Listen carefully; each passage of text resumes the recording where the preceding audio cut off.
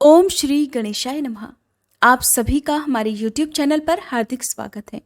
आज रसपान कीजिए आषाढ़ मास महात्म्य के अध्याय 9 और 10 का, जिसमें पौलत्स्य, अग्नि और ऋण मोचन नामक तीर्थों का महात्म्य वर्णन किया गया है। इससे पहले आप सभी को जानकारी दे दूं कि अभी तक आप में से हो सकता है किसी ने भी हमारे दूसरे चैनल पर शिव महापुराण की कथाएं नहीं सुनी हैं। अगर आपको ये कथाएं सुनना पसंद है, पुराणों की कथाएं अगर आपको अच्छी लगती हैं, तो आप प्लीज़ हमारे दूसरे चैनल पर भी इन कथाओं को ज़रूर सुनिएगा, जिसका लिंक आपको पिन कमेंट के माध्यम से हमारे चैनल पर मिल जाएगा। साथ ही आपको पोस्ट के माध्यम से भी मैं अपने दूसरे चैनल का लिंक दे दूंगी। रसपान करते हैं आज के अध्याय का। श्री ब्रह्मा जी कहते हैं, इसके आगे पौलत्स्य नामक तीर्थ है, जो मनुष्यों को सभी प्रकार की सिद्धि देने वाला है। अब मैं उसके प्रभाव का वर्णन करता हूं, ध्यानपूर्वक सुनो। वह छिने हुए राज्य की भी प्राप्ति कराता है। विश्रवा मुनि के ज्येष्ठ पुत्र कुबेर, जो रिद्धि सिद्धि से संपन्न और उत्तर दिशा के स्वामी हैं, पहले लंका के राजा थे। उनके सौतेले भाई रावण, कुंभकर्ण और विभीषण बड़े बलवान थे। हालांकि वे भी विश्रवा के ही पुत्र थे, फिर भी राक्षस पुत्री कैकसी के गर्भ से उत्पन्न होने के कारण राक्षस कहलाते थे। वे तीनों भाई तपस्या करने के लिए वन में गए। वहां उन्होंने बड़ी भारी तपस्या की और मुझसे वरदान प्राप्त कर लिया। फिर अपने मामा मारीच के और नाना तथा माता के कहने से रावण ने कुबेर से लंका की राजधानी अपने लिए मांग ली। इस बात को लेकर दोनों भाइयों में बड़ी भारी शत्रुता हो गई। फिर तो देवताओं और दानवों में भयंकर युद्ध हुआ। रावण ने अपने बड़े भाई कुबेर को युद्ध में हराकर पुष्पक विमान और लंकापुरी पर अधिकार जमा लिया और तीनों लोकों में यह घोषणा कर दी कि जो मेरे भाई को आश्रय देगा वो मेरे हाथ से मारा जाएगा। इस तरह कुबेर को कहीं आश्रय नहीं मिला। तब वे अपने पितामह पुलत्स्य के पास गए और उन्हें प्रणाम करके हाथ जोड़कर विनीत भाव से बोले कि मेरे दुष्ट भ्राता ने मुझे लंका से निकाल दिया है। पिताश्री, अब आप बताइए मैं क्या करूं? अब मेरे लिए दैव अथवा तीर्थ ही आश्रय या शरण है। पौत्र की ये बात सुनकर पुलत्स्य ने कहा, पुत्र, तुम गौतमी गंगा में जाकर भगवान शंकर की स्तुति करो। वहां गंगा के जल में रावण का प्रवेश नहीं हो सकता, अतः मेरे साथ वहीं चलकर कल्याणमयी सिद्धि प्राप्त करो। तब कुबेर ने बहुत अच्छा कहकर उनकी आज्ञा सहर्ष स्वीकार कर ली और पत्नी, माता, पिता तथा वृद्ध महर्षि पुलत्स्य के साथ गौतमी गंगा के तट पर चले गए। वहां गंगा जी में स्नान करके पवित्र होकर कुबेर भोग मोक्ष के दाता देव देवेश्वर भगवान शिव की स्तुति करने लगे, इस प्रकार कि हे शंभु, आप ही इस चराचर जगत के स्वामी हैं, दूसरा कोई नहीं। जो लोग भी आपकी अवहेलना करके मोहवश धृष्टता करते हैं, वे शोक के ही योग्य हैं। आप अपनी 8 मूर्तियों द्वारा संपूर्ण जगत का भरण पोषण करते हैं। आपकी आज्ञा से ही सभी लोग चेष्टा करते हैं, फिर भी विद्वान पुरुष ही आपकी महिमा को सब कुछ जान पाते हैं। अज्ञानी पुरुष आप पुरातन प्रभु को कभी नहीं जान सकता। एक दिन जगदम्बा पार्वती ने अपने शरीर के मैल से एक पुतला बनाकर रख दिया और परिहास में आपसे कहा कि देव, यह आपका शूरवीर पुत्र है। उस पर आपकी कृपा दृष्टि हुई और वह विघ्नों का राजा गणेश बन गया। अहो, महेश्वर की दृष्टि का कितना अद्भुत प्रभाव है। जब कामदेव भस्म हो गया और रति उसके लिए विलाप करने लगी, तब दयामयी माता पार्वती ने आंसू बहाते हुए आपकी ओर देखकर कहा, भगवान, इन बेचारों का दाम्पत्य सुख छिन गया। तब आपने उस पर भी कृपा की। अगर आप रति और कामदेव का, और जब भगवान महादेव ने कामदेव को भस्म किया था, उसका वृतांत सुनना चाहते हैं विस्तार पूर्वक, तो मैं आपको विश्वास दिलाती हूँ कि शिव महापुराण की कथा जो पार्वती खंड है उसे आप जरूर सुनिएगा, जो हमारे दूसरे चैनल पर है। आप शायद कहीं भी इन कथाओं को इतने विस्तार पूर्वक कहीं नहीं सुन सकते हैं जितनी खूबसूरती से वर्णन भगवान शिव और देवी पार्वती के विवाह का किया गया है। तो जब विवाह हो रहा था तो उस समय भगवान शिव को बहुत ही प्रसन्न देखकर, एक सुयोग अवसर देखकर देवी पार्वती ने भस्म में कामदेव को पुनर्जीवन दिलवाया था। बहुत खूबसूरत शब्दों में वृतांत का वर्णन किया गया है। मैं आपको फिर से कहती हूँ कि आप शिव महापुराण को चाहे तो आप मेरे चैनल पर या कहीं पर भी विस्तार पूर्वक जरूर सुनिएगा, अगर आपको पुराणों की कथाएं सुनना पसंद है। तो देवी पार्वती ने कामदेव को भी पुनर्जीवन दिलवाया। कामदेव मनोभव हो गया और वह रति की मनोभूमि में प्रकट हो गया। इस प्रकार उमा सहित महादेव जी की कृपा से रति ने पूर्ण सौभाग्य प्राप्त किया। इस प्रकार स्तुति करने पर भगवान शंकर कुबेर के सामने प्रकट हुए। उन्होंने कुबेर से वर मांगने के लिए कहा, किंतु हर्षातिरेक के कारण कुबेर के मुख से कोई बात ही नहीं निकली।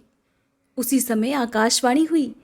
उसने मानो पुलत्स्य, विश्रवा और कुबेर के हार्दिक अभिप्राय को जानकर ये कल्याणमय वचन कहा, भगवान, ये लोग धन का प्रभुत्व प्राप्त करना चाहते हैं। इनके लिए भविष्य भूत सा बन जाए।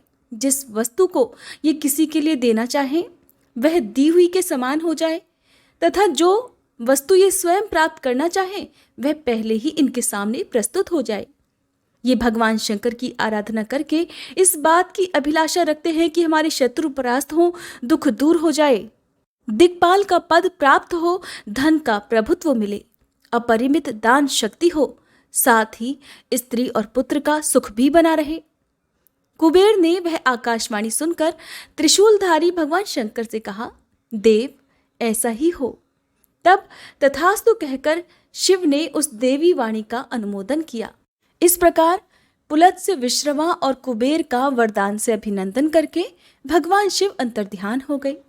तब से उस तीर्थ के 3 नाम पड़े, पौलत्स्य तीर्थ, धनद तीर्थ और वैश्रव तीर्थ। वह समस्त कामनाओं को देने वाला शुभ तीर्थ है। वह स्नान आदि जो कुछ भी पुण्य कर्म किया जाता है वह अधिक पुण्यदायक होता है। पौलत्स्य तीर्थ के बाद अग्नि तीर्थ है। वह सब यज्ञों का फल देने वाला और समस्त विघ्नों को शांत करने वाला है। अब उस तीर्थ का फल भी सुनो। अग्नि के भाई जात वेदा हैं जो देवताओं के पास हविष्य पहुंचाया करते हैं। एक दिन की बात है, गोदावरी के तट पर ऋषियों के यज्ञ मंडप में यज्ञ हो रहा था। अग्नि के प्रिय भाई जात वेदा देवताओं के हविष्य का वहन कर रहे थे। उसी समय दिति के बलवान पुत्र मधु ने प्रधान ऋषियों और देवताओं के देखते देखते जात वेदा को मार डाला। उनके मरने पर देवताओं को हविष्य मिलना बंद हो गया। इधर अपने प्रिय भाई जात वेदा के मारे जाने से अग्नि को बड़ा क्रोध हुआ। वे गौतमी गंगा के जल में समा गए। अग्नि के जल में प्रवेश करने पर देवता और मनुष्य जीवन का त्याग करने लगे, क्योंकि अग्नि ही उनका जीवन है। अग्निदेव अब जहां जल में प्रविष्ट हुए थे उस स्थान पर संपूर्ण देवता, ऋषि और पितर आए और ये सोचकर कि बिना अग्नि के हम जीवित नहीं रह सकते, उनकी स्तुति करने लगे।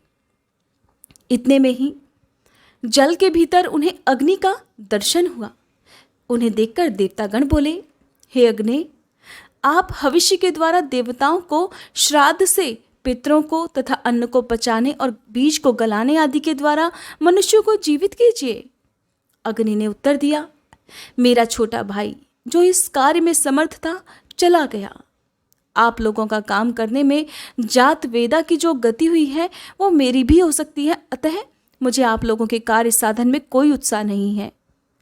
तब देवताओं और ऋषियों ने सभी प्रकार से अग्नि की प्रार्थना करते हुए कहा, हे हव्यवाहन, हम लोग आपको आयु, कर्म करने में उत्साह और सर्वत्र व्यापक होने की शक्ति प्रदान करते हैं। साथ ही प्रयाज और अनुयाज भी देंगे। देवताओं के आप ही श्रेष्ठ मुख होंगे। पहली आहुतियां आपको ही मिलेंगी। आप जो भी द्रव्य हमें देंगे वही हम भोजन करेंगे। इस आश्वासन से अग्निदेव प्रसन्न हो गए। उन्हें इस लोक और परलोक में व्यापक रहने की शक्ति प्राप्त हुई और वे सर्वत्र निर्भय हो गए।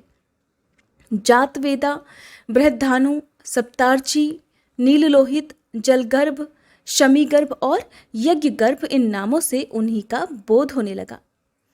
देवताओं ने अग्नि को जल से निकाला और जातवेदा तथा अग्नि दोनों के पद पर उनका अभिषेक किया। कार्य सिद्ध होने पर देवता भी अपने अपने स्थान को चले गए। तभी से वह स्थान वहर तीर्थ कहलाता है। वहां 700 उत्तम तीर्थों का निवास है। जो जितात्मा पुरुष उन तीर्थों में स्नान और दान करता है उसे अश्वमेध यज्ञ का पूरा पूरा फल प्राप्त हो जाता है। वहीं देवतीर्थ, अग्नि तीर्थ और जात वेदस तीर्थ भी हैं। अग्नि द्वारा स्थापित अनेक वर्णों के शिवलिंग का भी वहां दर्शन होता है।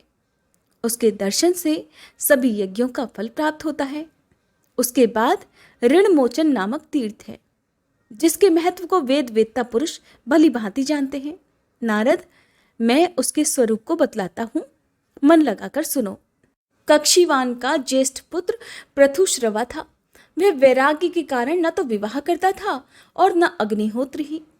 कक्षीवान का कनिष्ठ पुत्र भी विवाह के योग्य हो गया था, तो भी उसने परिवृत्ति होने के भय से विवाह और अग्निहोत्र नहीं किए। परिवृत्ति का अर्थ है बड़े भाई की अविवाहित अवस्था में विवाह कर लेने वाला छोटा भाई परिवृत्ति कहलाता है। इसे शास्त्रों में दोष माना गया है। तो इस प्रकार छोटे पुत्र ने परिवृत्ति होने के भय से विवाह नहीं किया।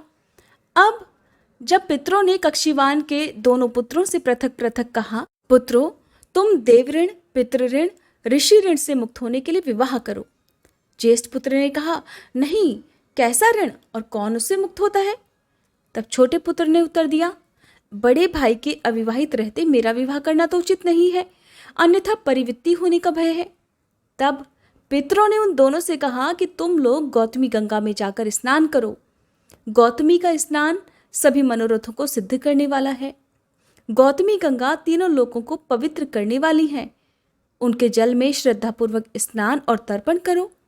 गौतमी का दर्शन, वंदन और ध्यान करने से समस्त कामनाएं पूर्ण होती हैं। वहां स्नान करने के लिए कोई देश, काल और जाति आदि का भी नियम नहीं है। गौतमी में स्नान करने से बड़े भाई पर कोई ऋण नहीं रहता और छोटा भाई परिवृत्ति भी नहीं होता। पितरों के आदेश से कक्षीवान का ज्येष्ठ पुत्र पृथुश्रवा गौतमी में स्नान और तर्पण करके तीनों ऋणों से मुक्त हो गया। तब से वह तीर्थ ऋण मोचन कहलाता है। वहां स्नान और दान करने से ऋणवान मनुष्य श्रौत, स्मार्त तथा अन्य ऋणों से भी मुक्त होकर सुखी हो जाता है। इसके बाद अन्य तीर्थों का वर्णन आप आने वाले अध्याय में सुनेंगे। उम्मीद करती हूँ आज की ये वीडियो आपको पसंद आई होगी। अगर आप एकादशी का व्रत रखते हो या सावन महीने के बारे में जानना चाहते हो कि सावन के महीने में पड़ने वाले त्यौहार कब कब हैं, सोमवार व्रत कब कब हैं, सोमवार के व्रत जो लोग पहली बार प्रारंभ करना चाहते हो या 16 सोमवार के व्रत रखना चाहते हो या प्रदोष व्रत, मासिक शिवरात्रि के व्रत रखना चाहते हो, तो प्लीज़ आप हमारे चैनल पर अपलोड होने वाली वीडियोज़ को जरूर देखिएगा। हो सकता है आप तक हमारी वीडियो का नोटिफिकेशन नहीं पहुंच रहा हो क्योंकि आपने शायद चैनल को सब्सक्राइब तो किया हो लेकिन बेल आइकन ना दबाया हो, तो प्लीज़ बेल आइकन को प्रेस करके ऑल बटन पर क्लिक जरूर कीजिएगा ताकि इन सभी वीडियोस की जानकारी आपको समय तक मिल जाए।